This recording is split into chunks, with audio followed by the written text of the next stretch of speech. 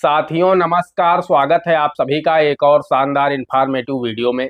साथियों आज के इस वीडियो में हम जानकारी देंगे कि एक फाइनेंशियल ईयर यानी एक वित्त वर्ष में आप बैंक या पोस्ट ऑफिस में कितने रुपए की एफडी यानी फिक्स डिपॉजिट कर सकते हैं, जिससे कि आपको इनकम टैक्स डिपार्टमेंट का नोटिस ना मिले, आपके ऊपर income tax department penalty impose ना कर सके। जी हाँ दोस्तों, आज के समय में इनकम टैक्स डिपार्टमेंट का नोटिस भी कुछ ज़्यादा ही आने लगा है। आपकी एक छोटी सी गलती से आपको इनकम टैक्स डिपार्टमेंट आपको नोटिस थमा सकता है, और अगर आप उसे एक्सप्लेन नहीं कर पाते हैं तो फिर आपके ऊपर इनकम टैक्स डिपार्टमेंट पेनाल्टी भी बना सकता है।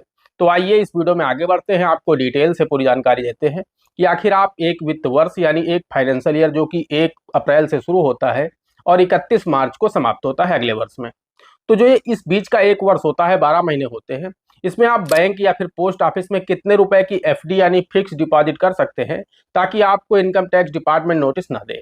लेकिन उससे पहले आप सभी लोगों से आप छोटी सी रिक्वेस्ट है, वीडियो पसंद आ जाए वीडियो को एक लाइक कर देना। चैनल पर नए हैं, पहली बार आए हैं, इसी तरह के वीडियो आगे भी देखना चाहते हैं तो हमारे इस channel A to Z banking information को सब्सक्राइब करके साथ में बेल आइकान को जरूर प्रेस कर लीजिएगा, ताकि जैसे हम इस तरह का कोई भी दूसरा वीडियो अपलोड करें तो उसका नोटिफिकेशन आपको सबसे पहले मिले।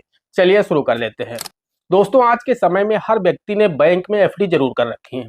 अब जिसकी जैसी हैसियत है उस हिसाब से उसने बैंक या पोस्ट ऑफिस में एफडी कर रखी है, क्योंकि लोग बैंक या पोस्ट ऑफिस में एफडी को सबसे सुरक्षित निवेश मानते हैं। लोगों को लगता है कि हमारा जो पैसा एफडी में पड़ा है उसे हम जब चाहेंगे हमें आसानी से मिल जाएगा, और हमें ठीक ठाक रिटर्न भी 7-8% का मिल रहा है, तो लोग बहुत अधिक भरोसा करते हैं एफडी पर। तो ऐसे में जिसकी जैसी हैसियत है उस हिसाब से वो एफडी बैंक में करता है। कोई 10,000, कोई 1 लाख, कोई 10 लाख, कोई 50 लाख, जिसकी जैसी हैसियत है उस हिसाब से वो बैंक या पोस्ट ऑफिस में एफडी रखता है। लेकिन यहाँ पर आवश्यक ये हो जाता है कि आखिर एफडी की न्यू लिमिट क्या आई है, इनकम टैक्स डिपार्टमेंट की तरफ से क्या बताया गया है कि कोई भी पर्सन आखिर बैंक या पोस्ट ऑफिस में कितने रुपए की एफडी कर सकता है ताकि उसे नोटिस ना मिले। अब ऐसा तो है नहीं कि आप हर वर्ष एफडी पर एफडी किए जा रहे हैं और इनकम टैक्स डिपार्टमेंट आपको नोटिस नहीं देगा, तो ऐसा नहीं है। उसके लिए इनकम टैक्स डिपार्टमेंट की तरफ से बाकायदे एक रूल है, एक लिमिट बनाई गई है। उस लिमिट के अंदर रहकर अगर आप बैंक या पोस्ट ऑफिस में एफडी करते हैं तो आपको दिक्कत नहीं होगी। और ये जो लिमिट बनाई गई है एक वित्त वर्ष के लिए बनाई गई है कि कोई भी पर्सन एक जो फाइनेंशियल ईयर होता है उसमें कितने रुपए की एफडी करा सकता है, तो उसे नोटिस नहीं देगा इनकम टैक्स डिपार्टमेंट। लेकिन अगर आपने जो लिमिट बनाई है इनकम टैक्स डिपार्टमेंट ने उसे क्रॉस करते हैं, उसकी जो लिमिट है उसे आप ब्रीच करते हैं, तो उस दशा में आपको इनकम टैक्स डिपार्टमेंट नोटिस भी देगा। अगर आप उसे समझा नहीं पाते हैं, एक्सप्लेन नहीं कर पाते हैं, नहीं समझा पाते हैं, तो फिर आपके ऊपर पेनाल्टी भी इम्पोज होंगी जो कि 100% हो सकती है। आइए अब हम आपको बता देते हैं कि आखिर उसकी क्या लिमिट है। तो दोस्तों यहाँ पर हम आपको बताना चाहते हैं, 2 तरह की लिमिट बनाई गई है इनकम टैक्स डिपार्टमेंट की तरफ से। पहली उन लोगों के लिए एक लिमिट बनाई गई है जो लोग फर्स्ट टाइम बैंक या पोस्ट ऑफिस में एफडी कर रहे हैं, और दूसरी उन लोगों के लिए जिन लोगों की पहले से ही एफडी बैंक में चल रही है। तो इसलिए वीडियो को अंत तक देखिएगा तो दोनों चीजें आपकी क्लियर हो जाएंगी। अगर आपकी पहले से बैंक या पोस्ट ऑफिस में एफडी चल रही है तो उसके लिए क्या लिमिट है, किस तरीके से आप बच सकते हैं। वहीं अगर आप फर्स्ट टाइम एफडी कर रहे हैं तो आप उसके लिए क्या लिमिट बनाई गई है और आप किस तरीके से बच सकते हैं। दोस्तों इनकम टैक्स डिपार्टमेंट कहता है कि जो भी व्यक्ति आईटीआर फाइल नहीं करता है, आईटीआर का मतलब होता है इनकम टैक्स रिटर्न, यानी जो व्यक्ति इनकम टैक्स रिटर्न दाखिल नहीं करता है वो व्यक्ति कैश जमा करके एक वित्त वर्ष में यानी 1 अप्रैल से 31 मार्च तक वो व्यक्ति मैक्सिमम 10 लाख रुपए कैश जमा करके एफडी कर सकता है। मैं सिर्फ और सिर्फ कैश जमा करके एफडी करने की बात कर रहा हूँ।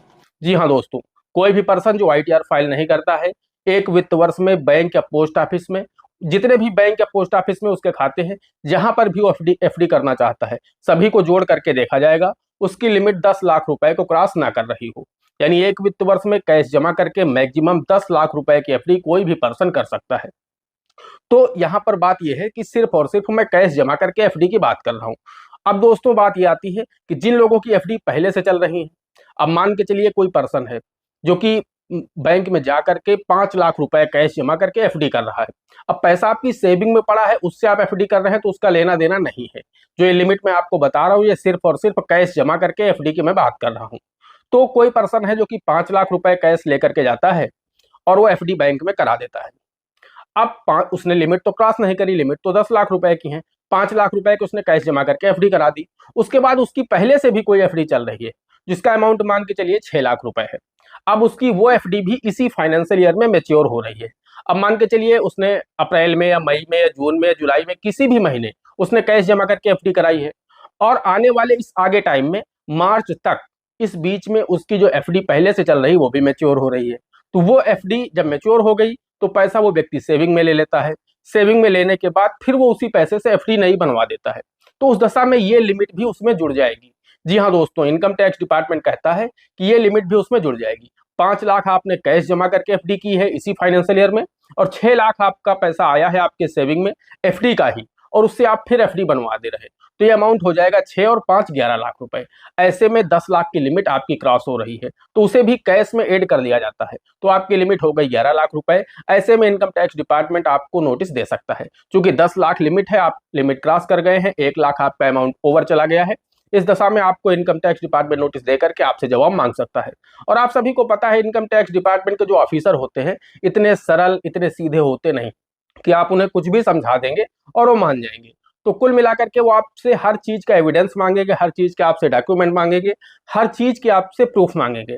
तो अगर आपको कहीं ऐसी जगह से पैसा मिला है जो कि लीगल है, तो उसके जो भी डॉक्यूमेंट हैं उन्हें आप अगले 4 सालों तक संभाल करके रखिए, क्योंकि अगले 4 सालों में कभी भी इनकम टैक्स डिपार्टमेंट आपको नोटिस दे करके आपसे जवाब मांग सकता है। तो उनके डॉक्यूमेंट आप संभाल के रखिए, ताकि अगर आपसे कभी भी जवाब मांगा जाए तो आप उनका जवाब दे सके और आप पेनाल्टी से बच सके। तो इस चीज का आपको ध्यान रखना है। अब आप बच कैसे सकते हैं? बच ऐसे सकते हैं कि आपकी जो एफडी इसी फाइनेंशियल ईयर में पूरी हो रही है उसे आप कुछ समय के लिए आगे बढ़ा दें। आप उसे ले जाइए, मान लीजिए आपकी एफडी दिसंबर में पूरी हो रही है और इसी फाइनेंशियल ईयर में आप 5 लाख जमा करके एफडी भी कर चुके हैं।